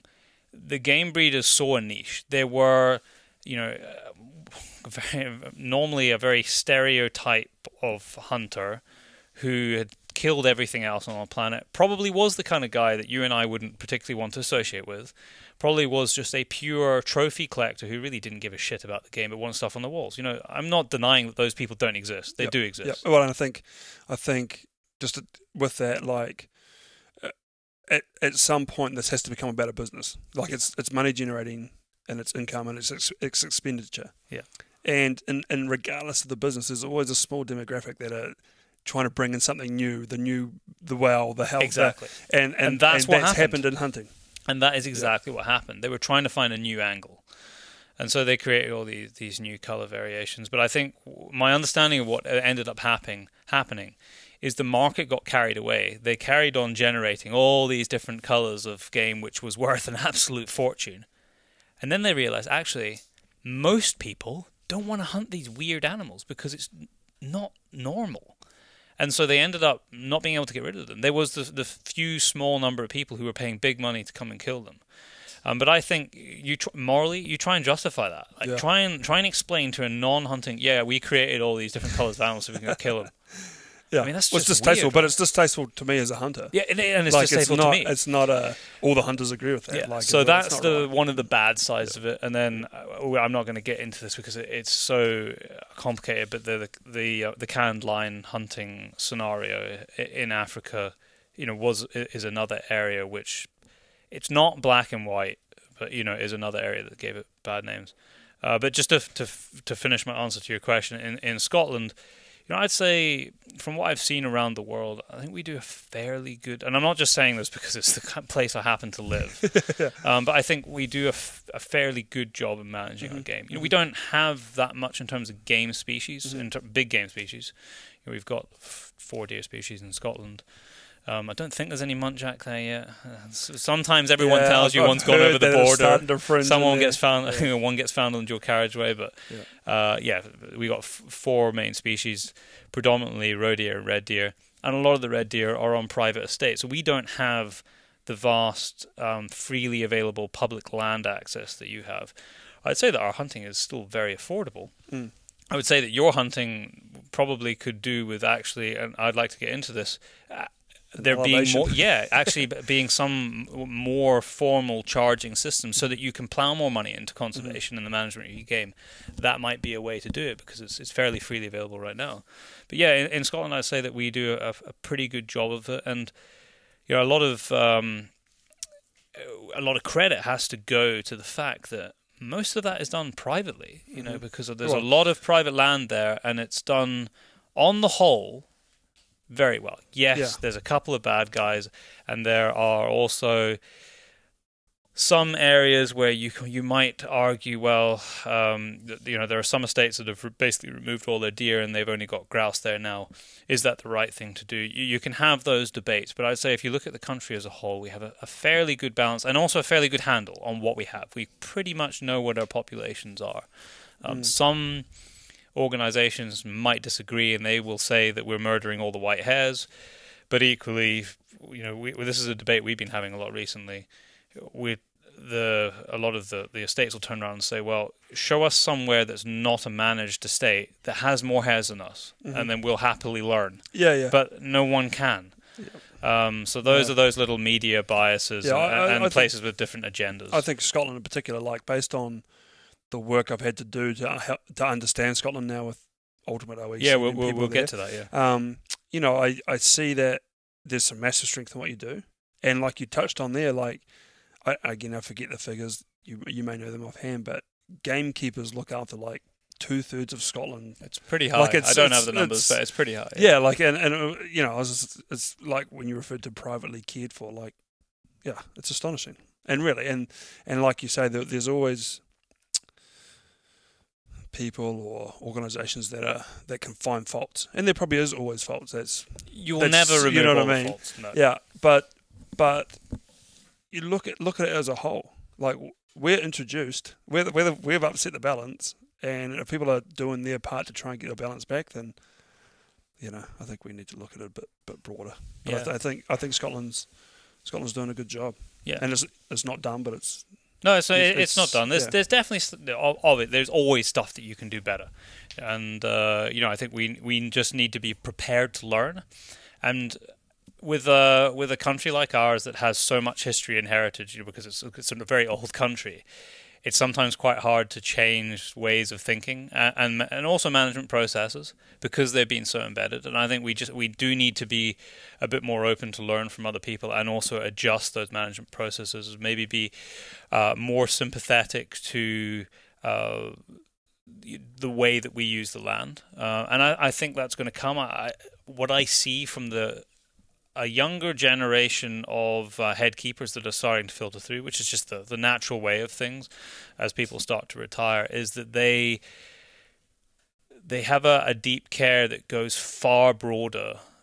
A lot of them have a deeper care that goes far broader than the animals that we're hunting. And that is key. I think it's key at home. I think maybe here the key is let's actually look after the animals that are being hunted possibly first. Yeah. But then, but the same is true we because need you've to start communicating. You need just to see where it sits. But you've also got all the other stuff that doesn't get hunted. You've got your native species, which I know is it's a big concern and an issue. I saw a Kia. Was it a Kia? Yeah. Most likely. Yeah, which was awesome. I know that they're in some places particularly endangered, and I had the privilege of seeing one up in the mountains. Yeah, awesome. I want that for New Zealand. You need it. As a hunter, Lane, I've already said this, but I'm by no means prepared to lose what New Zealand is just so I can continue hunting. No. Yeah, so I think as New Zealanders and hunters, we should want the balance. That's what should be important to us all as Kiwis. And the challenge is going to be how are you going to how do you change and I don't have an answer. Yeah. I have some suggestions for sure, but I don't have an answer. But hopefully I'll come to an answer with the podcast and with the communication. Yeah, I mean that's kind of where it starts. Definitely, that's where it starts. I want to get on and ask you about Ultimate OE. Because I think it's particularly relevant because some of the guys, and this will all make sense to people soon, but some of the guys that you're sending over are very close to where I live and where we spend a lot of time. But before, and just to kind of finish up on the topic that we've been talking about right now, and because we get asked about this and it gets brought up in the UK as sometimes held up as look at New Zealand dealing with their predators, is the 1080 poisoning. Just explain what that is so that people can understand, because it's quite misunderstood, I think, outside of New Zealand, or maybe even within New Zealand. The issue, I'll describe the issue. The issue we really have is the non-target kill with it. I think if the poison itself was laid, just step back one step, which is why poison's being dropped in New Zealand in the first place. Okay, so sorry for the laughter, but probably partially depends who you ask. Okay, yeah. Which is true. I've noticed that. Yeah. Sorry. So, but why is 1080 laid? It is laid. What's the stance? To knock back a population, and typically a predatory rodent population. Yeah, so possums or rats or it's which been are used all previously for rabbits species. years. Like there's and wallaby and non-native species. So they use that as a measure, as a tool to eradicate a fairly large population quickly. Yep. To make an impact to then allow management. Okay. And how do they do it? To explain that process. Well, the big issue, and where everyone hears about it, is its aerial application. So it's dropped out of a helicopter. Yep. So you hear the comments that it is raining green or it is raining poison, and that's Kiwi term for basically applicating the 1080 from the air out of a helicopter. Yeah. And there's a lot of stigma that comes with that. Like it gets found in waterways, or it kills people's domestic pets, or that happens. Oh, it happens. Yep. Oh, wow. But then and I am a hunter, and I have dogs. The companies that are laying this had to follow protocol. So there's information in newspapers, or there's signage on areas and stuff, and whether or not that always happens, again, it probably falls into that there is poor practitioners and poor practices in part thereof. But as a whole, there is enough information out there that you shouldn't have your dog in there, or what have you. But then there is reported incidents of poisons being found in waterways, or town water supplies. Oh, right. And I say reported because I myself don't know firsthand that was the truth, but it was reported that way. And so that obviously brings about a big issue.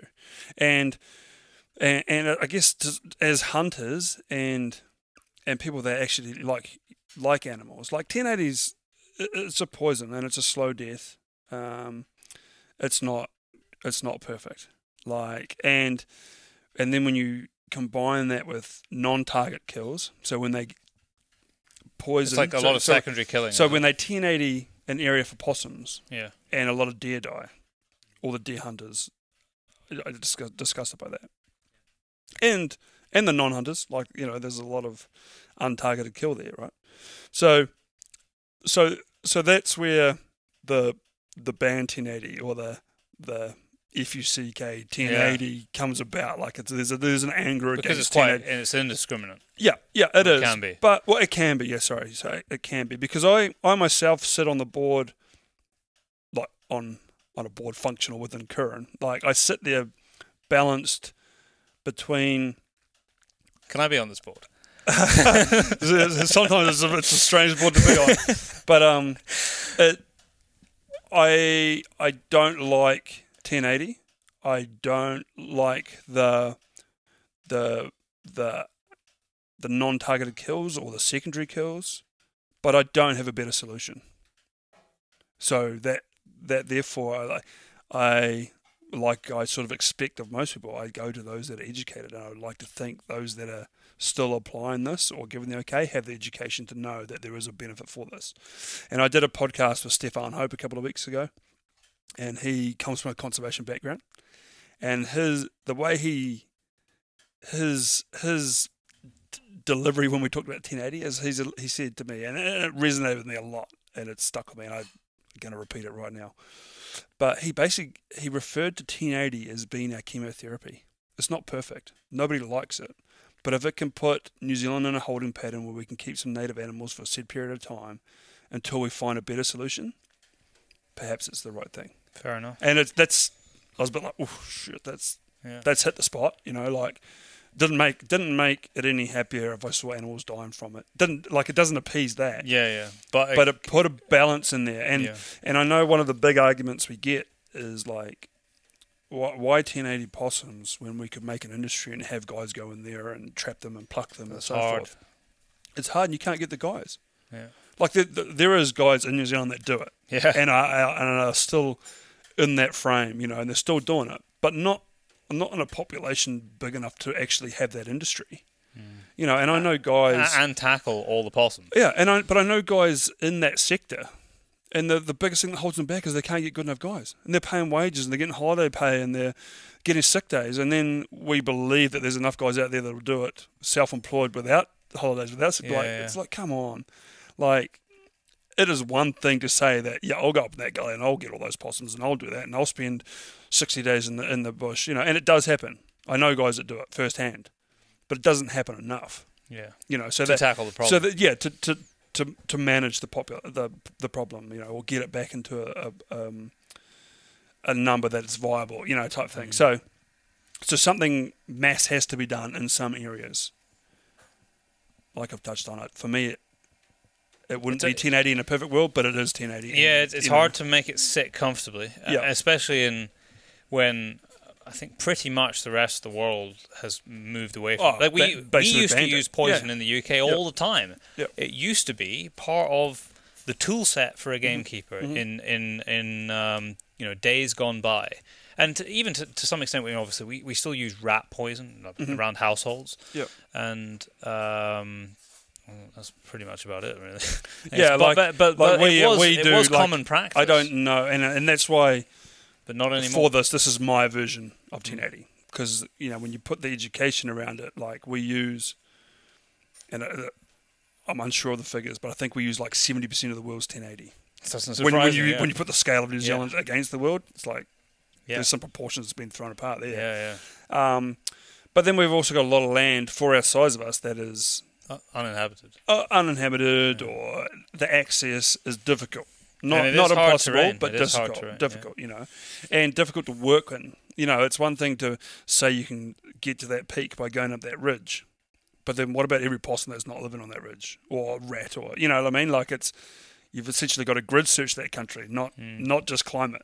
I can understand thing. That balance. The one thing that I heard is, in terms of a stance and plan for the government, is this idea of being predator-free by 2050, is it? 2025? 2050? No, they have set a date. Maybe they've got multiple dates. Yeah. But that, to me, seems stupid, because I don't see how it's physically impossible. From my mind, and looking at the country, it looks physically impossible to remove all the predators by that date. Mm-hmm. So my concern is that in the attempt to do something which is not possible, that a lot of other games and wildlife is going to suffer in the meantime. Yeah. So how are you going to remove all the rats? I mean, we've been trying to remove all rats in cities in the UK since the beginning of time. Yeah. Well, that's partly like, but again, that comes back that whole concept. Like, it comes back to, have we missed the opportunity to learn from other countries? Yeah. Like, have we even like you guys have been doing it for years? There's other countries like. And yeah, can we? Like we can reduce population, but we've had successes on islands off New Zealand. So we have made islands off New Zealand. Yeah, and very much so. We have too. We've removed hedgehogs. Yeah, and all yeah. sorts of So stuff. we have some success, and we are, arguably there's people within New Zealand that are leaders in that field. Like so. Again, another one of the guys I catch up with on a podcast that's now in Canada. He's gone over to Canada as a New Zealand specialist to remove blacktail. Oh, really? From particular areas in Canada, which is a whole other podcast. Yeah. But so we are specialists in that, and I guess part of that is a bit of Kiwi pride. Like, we like to think that we can do it, and I 100% get what you're saying. But do we? Is it just a wording thing? Like, in terms of, instead of saying let's be predator free at X date, let's do all we can to have the lowest predator number at X amount of date, and then would that sit better with you? Well, it would sit better with me, but my concern is, what do they believe? Because if they're truly trying to make it predator free, then where's the limit? Mm-hmm. And if it is, and it seems to be 1080 is one of predator? Like they're not a predator as such, but they're a pest. They're a pest. The predator free though is not referring to them though, is it? No, it's not. But sorry, that was. Yeah, looking at a bigger picture. I see what you mean. But I'm just saying that my concern is that if that truly is what they believe, that they can do it, then where will they stop? And if they are trying desperately to achieve this, what I believe to be an impossible goal, then there is going to be a lot of other things that suffer. And I don't know whether that is the correct balance. But this is me just looking. I don't have a depth of knowledge in that. This is just my opinion from the limited stuff that I've learned. Myself, I don't have an education around 1080. Yeah. I have what I've read and what I understand and what I've had shared with me. But there's going to be smarter people than us listening to this podcast, and now it's going to make them think. So that's why we're doing this. Exactly. Yeah. And I hope if any of those particular people are sitting in New Zealand and they would like to do a podcast, that it's one of the podcasts I want. Yeah. I want to hear about 1080 from the science and from the education and from the evidential stuff. Yeah. Because a lot of what I say and what comes from hunters isn't really evidential. Yeah. Or evidence based. It's a lot of it will be emotional. Kind of emotional. Yeah, a lot of it, and we need to be careful that we balance that. It's understandable. So summary: I don't like 1080. I don't have a better solution for 1080. But ultimately, we need management of some description. Yeah, there needs to be management, and I'm happy with that. So Now, moving on to Ultimate OE, which you did have your jumper on earlier, and I saw the hat in. Mm-hmm. And we've talked a little bit about it. And to be fair, until I spoke to Matt, your business partner, mm-hmm. I'm trying to think how this chain of events went. I had a phone call from one of your contacts over in Scotland, who you're doing some work with there and sending some guys over, some of your trainees. And that's how I first found out about you guys. And then I heard from your business partner, Matt, who is over in Canada, about Ultimate OE. What a great concept. Explain this to our listeners, because I'm sure there's going to be people in Scotland thinking, shit, I wish there was something like that there so that I could come to New Zealand or go to Canada or something. So explain it, because it's awesome. So I'm not sure if the terminology is right for outside New Zealand, but I'll help. A gap year program. Yeah, it would be so the gap year is a Kiwi icon. We've always travelled post-school or tertiary education or apprenticeship type thing. We sort of get to that point of our life where we have to go and explore. And Matthew and myself, we had experience at the time was just the Canadian industry. Well, because you did some other international, some other international experiences, but largely it was Canadian based. And we I guess through a lucky chain of events that weren't planned by any part, our paths crossed, and had similar ideas, but more importantly had similar ambitions or goals. Like the ideas have sort of come about from what we wanted to achieve. Yeah.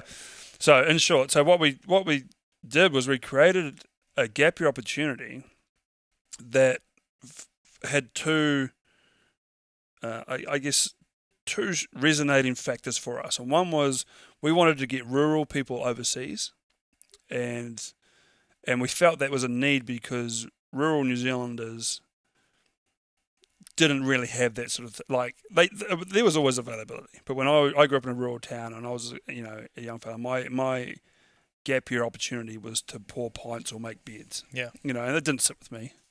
And rural people in New Zealand, and I guess I'm bracketing, and some people are not going to like what I say, like rural people in New Zealand stay very rural, right through. And I wanted to sort of change that. And I know travel and adventure and stuff is it lays down the pathway for personal change, I believe. And I wanted to do that. And hunting was a passion of mine, and I knew it was a passion of a lot of Kiwis. So I wanted hunting to be the basis that encouraged travel and opportunity and learning and stuff like that. So that was one of the reasons we started Aotearoa. And the other, and it's sort of a little bit bigger picture, was we wanted to educate New Zealand hunters passively. And by that, sharing them having their own experiences in Canada allowed them to learn a whole different model and system, a massively different ethos model, and ethics, like management, resourcefulness, animal selection, aging, judging, looking at animals. Like we grow up here, the first day you see, you can shoot. Doesn't have to be said sex, said age. You just shoot that thing. Like, and basically every hunter grows up that way. Like I started that way. Like, get them on the truck, and that's just the culture. Yeah. Yeah, but then so you get this time, and it's forced because it's law, But they fall into this and they learn so much, and they bring that back to New Zealand. And I know I look at my circle of friends. They've all learnt a little bit from me. And so therefore, when I think, we've had an excess of 250 travellers now spread out over New Zealand. Soon and fans all their, out, right? Their little group of 5 or 6 close friends that hunt. Adds up. And they're all now looking at animals a little bit longer and selecting older animals and taking pride filming in that. Yeah. and taking photos. And so that was the other reason. So, so that was why we started Aotearoa. The result is what we do is we actually have a gap year that we send people over to work within the hunting industries, and we do a couple of other industries, but for this we'll refer to the hunting. And in Canada it's assistant guides and guides, or wranglers depending on definition, but wrangler, assistant guide or guide. And in Scotland they go over as ghillies. And what they get with Aotearoa is we guarantee they're actively involved in the hunting. So they're not there just to cut the firewood and cook the dinners. Like these guys are. They might have to do some of it. Well, it's part of the role. It is part of the role, and they get that. And how they get a full understanding of what the role is we run a training course here in New Zealand. So they're not expert when they leave here. It's not a educational pathway, but it's sharing a skill set. So for the likes of Canada, that we do the Canadian firearms license. So they're safe in that respect, and so is their outfitter. They do Red Cross first aid. They ride horses. They pack horses with the sawbuck, pack saddles that they'll be using. They learn the knots. They learn predatory defense stuff. They client interaction stuff. Which one of your guys needed, right? One guy had a close shave, so we say. Sorry about that, Ben. It was only a close shave. You walked away from it. I was referring to the predatory defense stuff. Yeah. So, and then for the Scottish one, there's a lot of tradition and a lot of history and a lot of why they do the management and a lot of, you have a great best practices guide, so, we've used that kind of content to share. You use the best practices guide for Scotland? You're using some of it. We've took the basis of it and added it to sort of manipulate how it would best suit with a Kiwi. I'll have to send you. We've just released all the new best practice guide videos for growlicking. We've just done them all, so I'll send them to you for your next. Yeah, that'll be perfect. Well, and because we run the first course this year, and we had a very honest feedback from the guys because we want to make it better. Like we're always trying to make and evolve it better. Yeah. So. This year we had, and as we do with the Canadian guys, they all had a full body goat that they had to do. They did skin that right out and part of that. How did you get? Oh, you mean? Well, my got good friend goat. Ryan, he shot all the goats. Not a mountain. No, not a mountain goat. No. How the hell did you get some mountain goats for full body? But next year we've arranged the chiller, and we're actually going to have full carcass deer, so we can actually tie the stags up, load them onto my horse, so that they get the full pack saddle understanding, and the larder work. Okay. Yeah, because it'll be a wee bit different how you do it here. Yeah, and so it's about finding. It's about us finding what really makes it better for them in Scotland. Yeah. Or Canada, like depending on what it is. So they're always sort of evolving. We get a lot of feedback from our estates or our outfitters, and we're just trying to, always get that right. And, it's Scotland's new. It's our first year there. But we hope that it follows the same success as Canada. And like I said, we've had 250 travellers, and, the outfitters can't get enough of it. And that's good. So it works both ways. If the people who go and get a lot out of it, and the outfitters or estates, the experiences that Scotland, the guys and girls are having or in the environment of is massive, and it'll shape them for the rest of their lives at that age. 100%. Just judging by my own experience, and it does, and it's a funny thing because so many of these people now, they come and they train and they go away, and it might be 2 or 3 years later that I actually get an email or a phone call from them thanking me. Oh, really? Yeah, and then that's a byproduct. I never really had a value for that when I started it, but now it'll mean a lot. It's sort of become the emotional attachment to what I've got to Old White OE. Like when people actually thank me for where they've headed in their life or what they learned, and it may not have been hunting related, but it was hunting that got them there, and I think that's what's important. I sort of hold on to that. Like they travelled because they wanted to hunt in Canada or be part of hunting in Canada. From that, they met their wife and they're now married and they've got children over there, or they met a client that had a ranch in America and now they're number one on that ranch. And there's so many different stories, and they end up in completely unrelated paths. But it did start from a passion of hunting.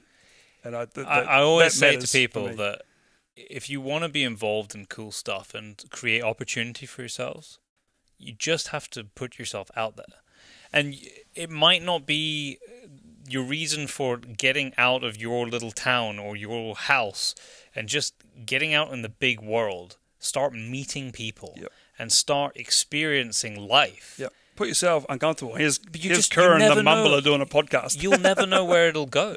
No, some of the best things you will ever do in your life will be unplanned.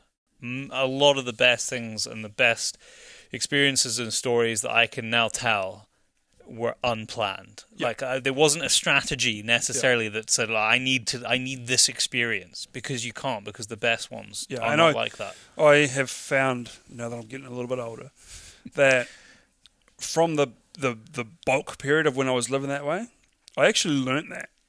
Like I learnt that skill just to go with it. Yeah. And now I'm compared to a younger version Kuran that had very stringent, this is what I'll be, this is what I'll achieve, this is how we'll do it, this is who and how I need to know. Now it's just organic. Like 3 weeks ago I hadn't talked to you. Now we've done a couple of days hunting, we're doing a podcast, we're driving home tomorrow, you're going to meet my wife and kid. It's awesome. Yeah. That's, to me, that stuff matters way more. There's so much more learning in that. And it came from hunting, because that's why we're here. That's the connection. That brings a lot of people together. And I just think it's It's very hard to. It was very hard for me as a youngster. Like I left school at 16 and went to university, and it took me quite a long time to try and break myself free of this. This is the only route that I can take, and because this is where I've set my goal, I have to rigidly stick to trajectory is there. Yeah, that is it, and nothing can let me break away from that. Yeah. And it took a lot of circumstances and just being distraught with not particularly enjoying what I was doing that allow me to kind of break free and take the rather complex path that I've ended up taking to where I am today. But it was as a result. It may have been very different, or it may have come a lot sooner if I'd been willing to kind of just let free a little bit. Yeah. And that's what I say to. Because I obviously have a lot of people ring me and just talk to me about it. Is it for them? Is it not? And we actually do a conference call and video each other. Yeah. And, because I think it's important that I see their emotion and they see mine. I think for whatever reason, that's my thing. And we just talk about it. And it's not right for everybody. But for the person that's just looking for that something and it sits with them, it's a game changer. And it may not appear that way instantly. Like everybody sort of values things differently. But I can guarantee sometimes it takes at some time point to appreciate the I experiences. know from 250 travellers or 250 plus travellers, at some point, every one of those 250 travellers will see value in what they've done. And I know that. Do you think that youngsters of the sort of school age these days are, at least that makes me sound bloody old. No, but even when I was at school 15 years ago, do you think that the way that, and this might be different here in New Zealand, granted, to the way it is back home, but do you think that we've created an educational system where it makes students leaving school, trying to work out what the hell they're going to do with their lives, feel that they're kind of like restricted? Yep, definitely, 100%.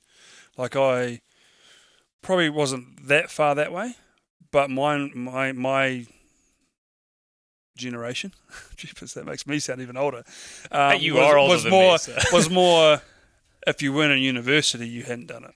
That's kind of how mine was. Yeah, and then you'd failed if you didn't. And then I think it's gone away from that a little bit. It's not so much you've got to be in university, because I think the figures show that isn't always a great option. But now it's a little more, if you're unsure, like it's like, hang on, and I see it, and I sort of see a lot of my young guys that have travelled, their parents have travelled, and like it's actually generational, and they probably share and they follow on from that, if you know what I mean. And when I go and visit schools, I might visit one school and go and see a career advisor, and they're like, we don't really see value in that, and it's not really what we do. And then I'll go to another one, and they're like, yes, I love to share every opportunity I can with every student, and I'll just, how long do you want? When do you want to do it? Yeah. And I just think, oh, that was a rare career advisor for when I was in school. That's great, but then when I sit and think about it and the emotion comes in, I'm like, what about the poor one kid at that school that it might have been perfect for, or something else might have been perfect, not necessarily Ultimate OE, but something else might have been perfect for,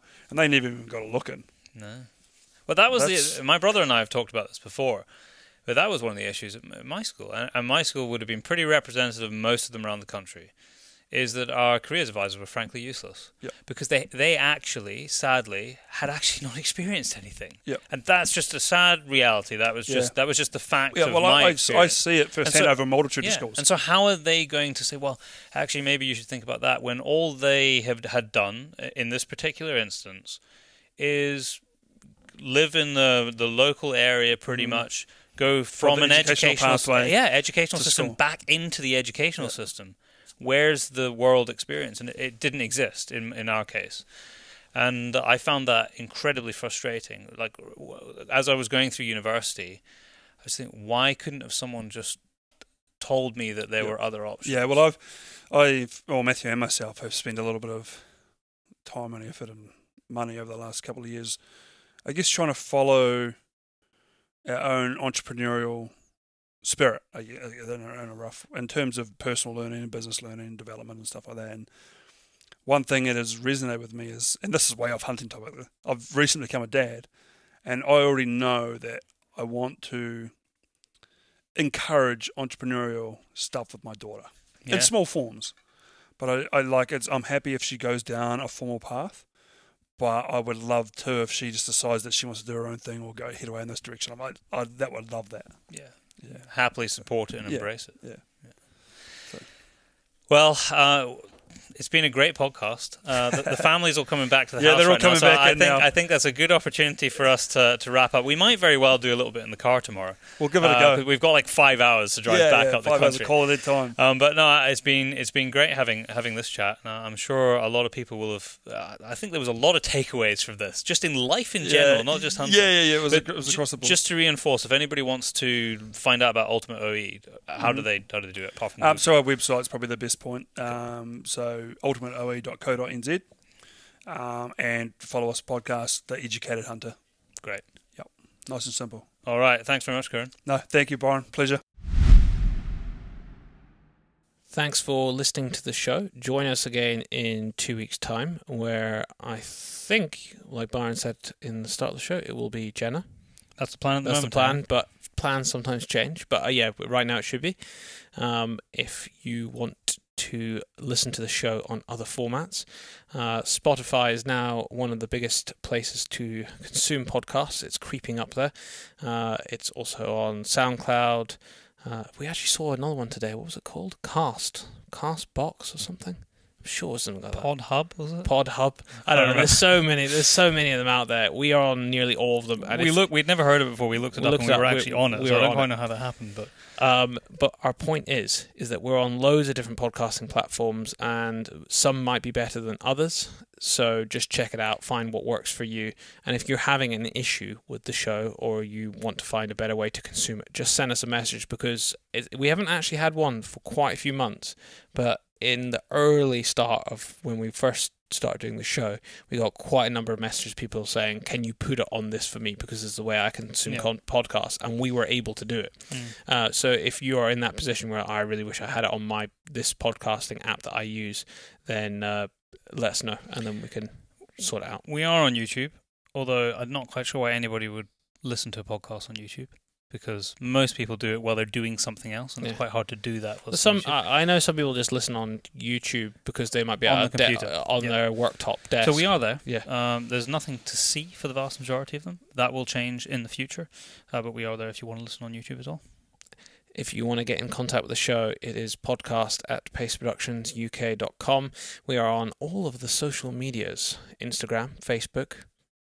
I think that's all of them, isn't it? The main ones. I think we do have a Twitter, but we never use a Twitter. If anybody messages us on Twitter and wants us why we're so rude and don't reply, we look at it once every 6 months. So if you're wondering why, then that's why. Because there's not enough time in the day. We'd rather be out fishing or hunting than looking at Twitter. Yeah, exactly. Join us again in 2 weeks' time.